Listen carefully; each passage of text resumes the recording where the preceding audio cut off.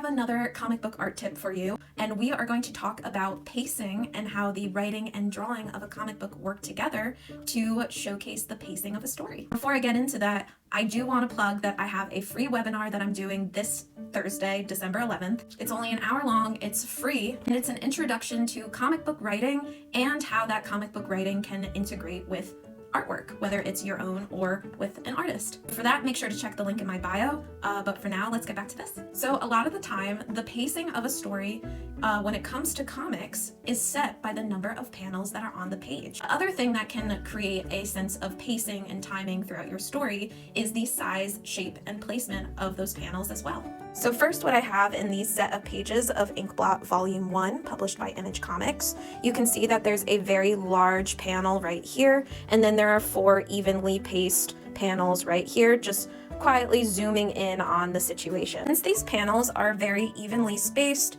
these panels are also horizontal, and if we're reading from left to right, our eye is going across the page to look at these panels. It means that it's allowing us pacing-wise, reading-wise, to go at a slower pace to take it all in. And especially when you have larger panels like this, where it almost takes up the whole page, it means that the artist wants you to look at this for a long time versus a smaller panel for a shorter amount of time. So when we create action scenes, a lot of the time we'll add a couple of more panels to break up the action so that we're getting more and more movement in a shorter amount of time. When we read the smaller panels, especially again going from left to right, it takes a shorter amount of time to take in what is going on. It's 3 moments versus the 1 moment back in the other spread. And this in particular is really how comic book artists and writers are able to create such interesting and exciting stories out of just still drawing. Now, I could talk forever about that. I have, a whole class that I teach about this kind of stuff.